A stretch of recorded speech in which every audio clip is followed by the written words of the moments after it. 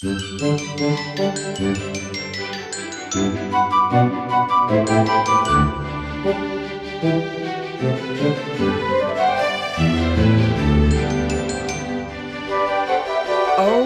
my bold and the beautiful fans, we got to talk about today's episode. Steffy and Finn realize Sheila is alive.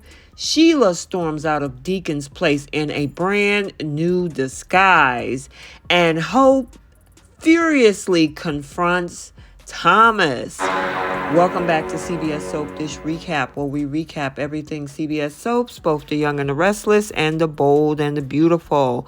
This is your bold and the beautiful recap for December 6th. And without any further ado, let's talk about what went down in LA today. Okay, so let's start out over at the hospital in Finn's office, where Finn is having a conversation with Steffy about the fact that he was never convinced by Sheila's death. And by looking at that toe, he said it was just all too easy for this to happen. It's too easy. Sheila commits these heinous crimes, escapes, and goes off into the woods and gets mauled by a bear? Case closed? No, Steffi. I think she faked her own death. And this toe can prove it. However, Steffi says that she knows that it feels like they got no justice, but all of the evidence points to her as a bear attack. Now, Finn is sure that they would have found more than just a toe from that animal attack, and faking her own death was her only way out. Now, this gets uncomfortable when he gets the toe and investigated further. And by her cutting off her toe, he realized what Sheila is really capable of. Capable of anything. She knew that we would never stop looking for her. Faking her own death is her only way out. So as he's investigating, he looks under that microscope and immediately he decides that there was no attack and Sheila did this to herself. Sheila is alive? I know Steffi was shocked. And he sends a picture over to his colleague for a second opinion, and it was confirmed. Finn says that that's an amputated toe. This only proves how diabolical she is. And Steffi is, of course, freaking out. She did this to herself. She was alive. And yeah, she had to even see it for herself. However, Finn vowed that he is going to find her and promise that she is going to prison. So yeah, Finn don't care. You shot me, you shot my wife. It's over for you, Miss Sheila Carter. So he thinks. Sheila has gotten out of many situations. So speaking of Sheila Carter, let's head over to Deacon's place because Sheila is over there painting her toesies and tells, her missing toe that she would do anything to stay near her son Finn. Deacon arrives with beer and wonders about the disturbing smile on her face. Now she says that she has been counting not her fingers, not her lucky stars, but her lucky toes. I'm counting my lucky stars. Check that because I know you like this one better. I'm counting my lucky toes. All 9 of them. And as Deacon is drinking his beer, he's warning Sheila of the catastrophic outcome that could happen and suggests that she turn herself in. Now, he don't want to be taken down with her though, and Deacon feels like he's been suckered in by a sob story. She gets on her knees and reminds him of all of the gratitude she's shown him. Enough gratitude. Oh, damn it. Come on. You're smarter than this. I know you are. I'm not giving up. I didn't cut off my own toe and go through that excruciating pain just so I could limp around the rest of my days in a prison cell. And Sheila didn't cut off her toe, according to her, so she can spend the rest of her life tiptoeing and limping around a prison cell.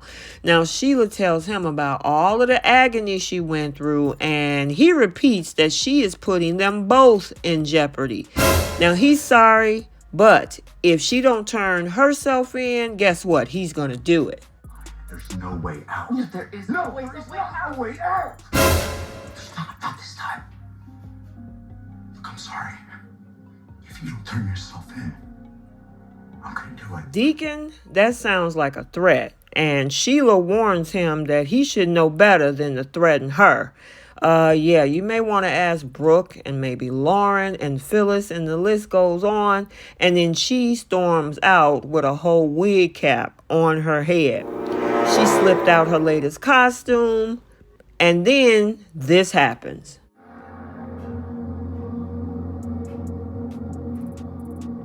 This is the end of the line. There's no way out. There's always a way out.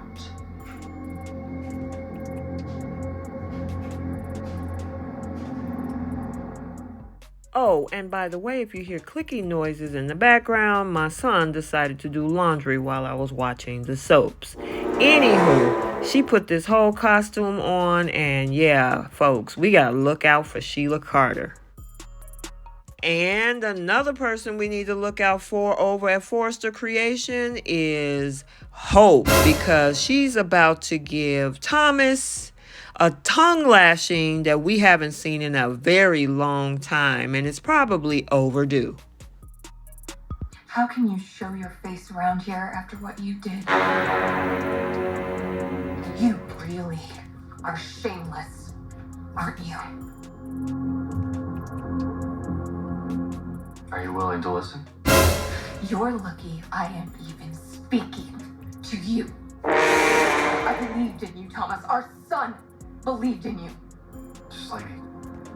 Be so heartless. That's what I'm trying to tell you. It wasn't heartless. It wasn't trying to protect my mother from all the Did you pain ever she's been. wonder what this plan might do to our son? That call to CPS might have been fake, but the visit wasn't. Douglas was questioned. He could have been taken away. No. Douglas was perfectly safe or would have found anything. That is not the point, Thomas. The call should have never been made. Thomas, you should have never asked your son to lie again when he found out the truth. And he understands that. Why don't you? Now he doesn't even want to see you anymore. No, I don't believe it. Yeah, it's true. And that is your doing. All he wanted was a relationship with you, Thomas. He loves you. And you are the one destroying that. I did everything I could to keep Douglas out of this. I never wanted him involved. And, you know, if Donna hadn't told him that he Stop! could get her... Stop! Thomas, this is on you! You were the one who put him in the middle of this. Sometimes I don't even understand how he could to you because he is nothing like you. He is brave, he is compassionate, and he is not afraid to tell the truth. Unlike you, whose first instinct is to always lie. No matter what the consequences, no matter who gets hurt, no matter what destruction.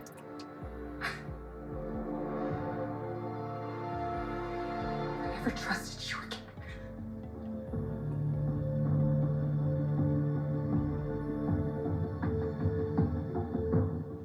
Our connection is real. And if it is, you used it against me. Made me believe that you had changed. I put my faith in you. You gave me a proof of myself, and I did. And you threw it away.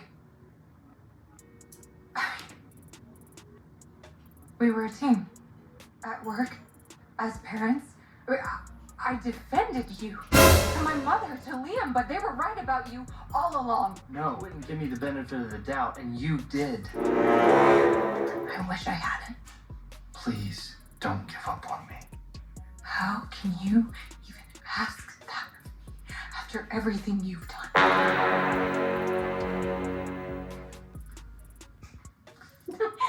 I can't believe I fell for it. But you were real convincing. You were real sincere and earnest. Maybe could have stopped my mom's heartbreak.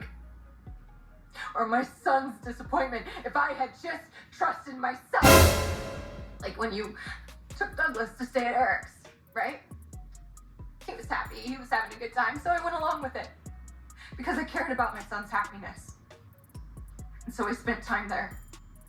And more, our lives became intertwined. And I let my guard down. I did. And then you tried to kiss me. That kiss wasn't calculated. You crossed a line. Look, I thought that we weren't going to talk about that again. That's until I found out all the other horrible things you've been up to. Me trying to kiss you wasn't a horrible thing. It just happened. An excitement in the moment and out of love. And like before, unlike other men, I can only love one woman. And I love you. And I love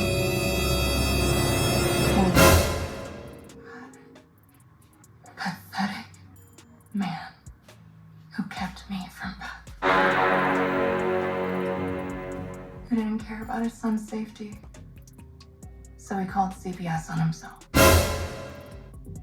And for what?